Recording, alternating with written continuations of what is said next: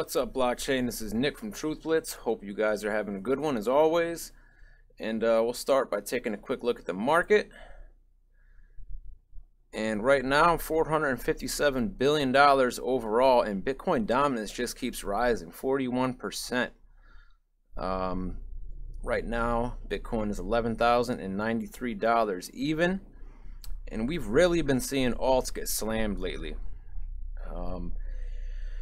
And I think, as Crypto Blood said, a lot of this has to do with the S.E.C probes into a lot of the ICOs, a lot of companies that just had token sales. And, you know, one thing is for sure, major regulation is coming. So, not just in the United States, but as we can see here, we have an article. Well, Australia is going to have a crackdown on crypto tax evaders. We have Mexico's cryptocurrency regulation awaits presidential signature. A new proposal for crypto regulation in Italy, and on and on and on. I did see something about Russian officials to propose lighter ICO regulations.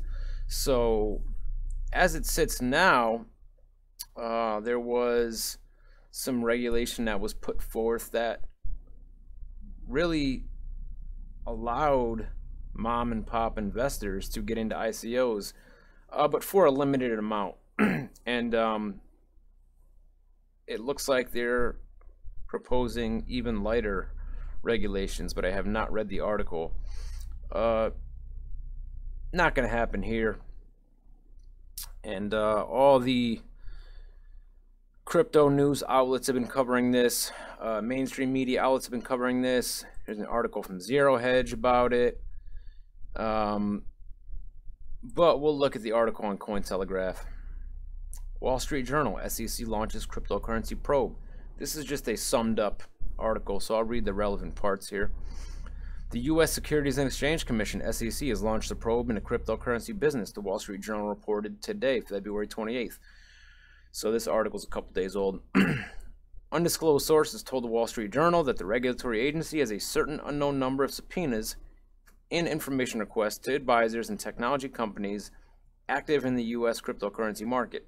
Among the subpoenas from the top U.S. Securities Regulatory Agency are demands regarding the structure for sales and pre-sales for ICOs, which do not fall under the same rigorous scrutiny of public offerings.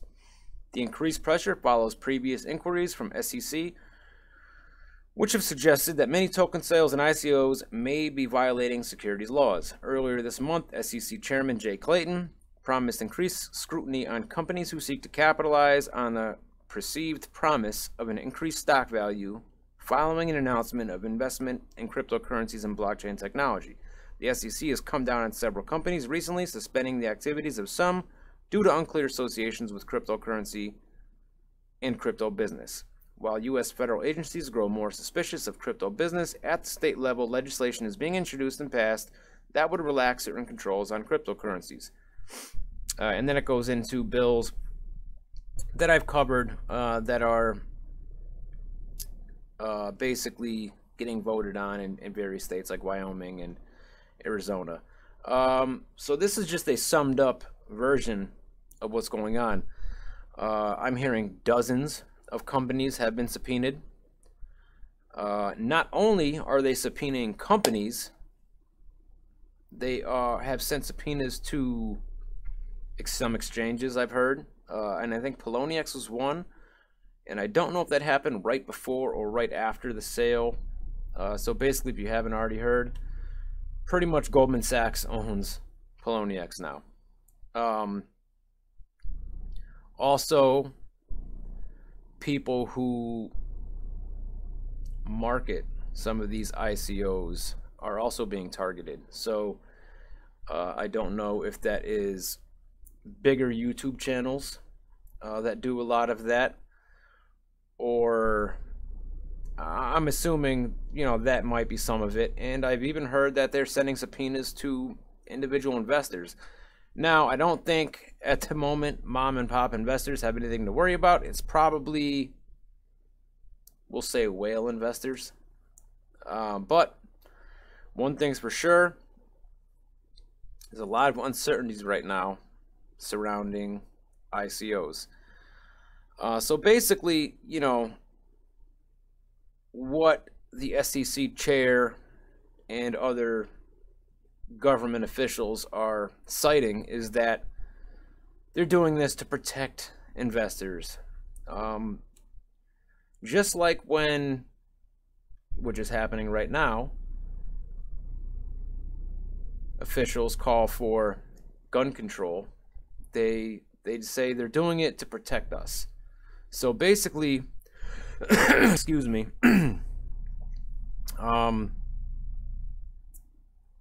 the government doesn't trust us. They need to protect us from ourselves when it comes to investing our own money, when it comes to firearms, when it comes to virtually anything. If there is a way for government to gain control, they're going to do it.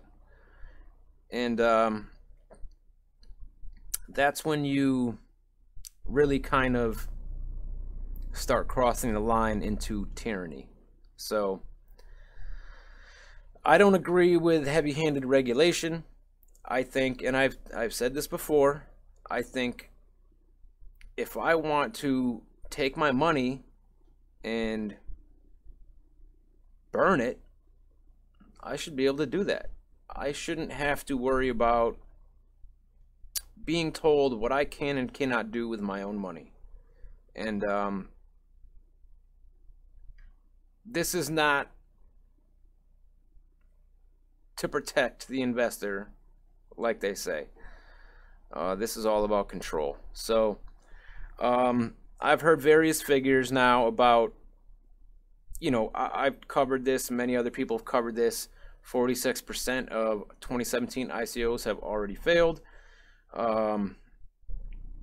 Many people have talked about how many of these companies, because this is what we have currently, right? 1,531 cryptocurrencies listed on CoinMarketCap. It's actually much higher, but this is what's listed. So people have said 90% will fail. I've heard higher figures, I've heard lower figures. But you can pretty much bet that this probe, these subpoenas, this wrangling in of companies who raised funds is going to have an impact on a lot of these companies ceasing to exist. So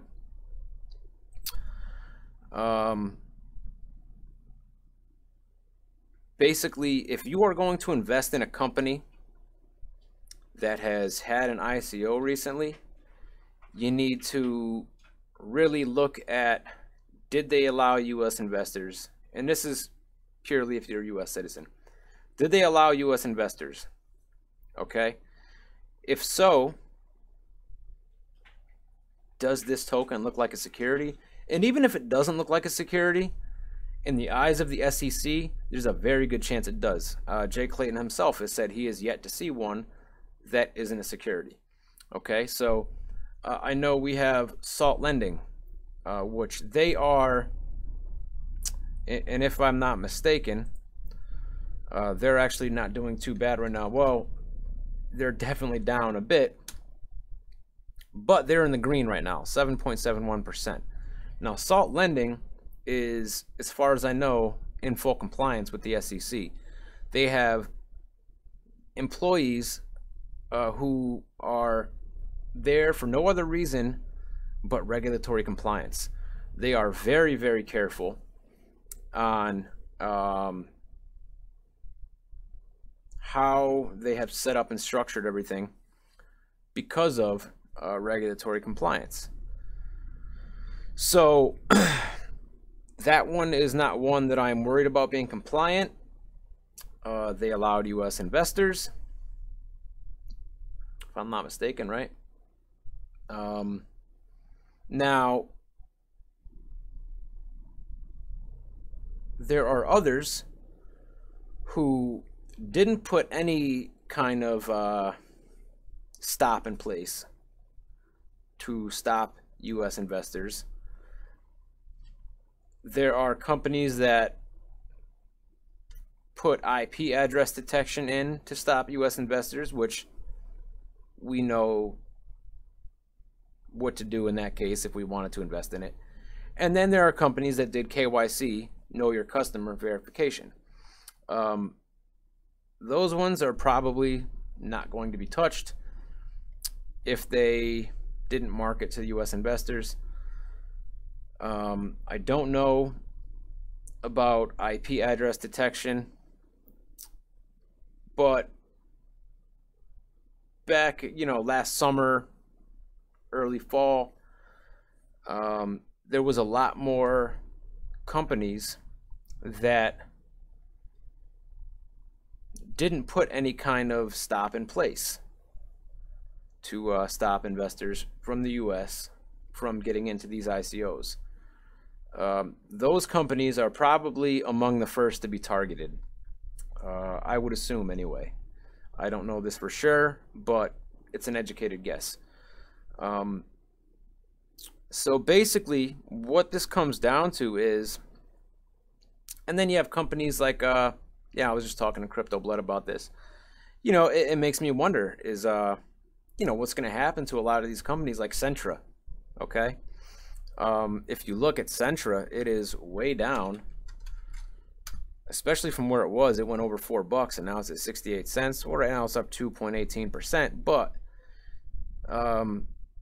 what's going to happen to this company? I don't remember because I did not get into this ICO, so I don't know if they allowed US investors or not. But maybe somebody can tell me, somebody who got into this ICO, can you tell me if they allowed US investors or if they just made you check a box or IP verification or anything like that? But a lot of these companies you can pretty much bet, and I don't know which ones. I wish I did, and if I do find any out, I will report it to you guys. There's going to be a lot of companies that are going to get tied up in legal proceedings. So we're going to have to keep an eye on that. Just ask the people who invested in Tezos how much that sucked. Okay, because they still don't have their tokens unless they got them recently. They may have, but if they did, that's within the last few days.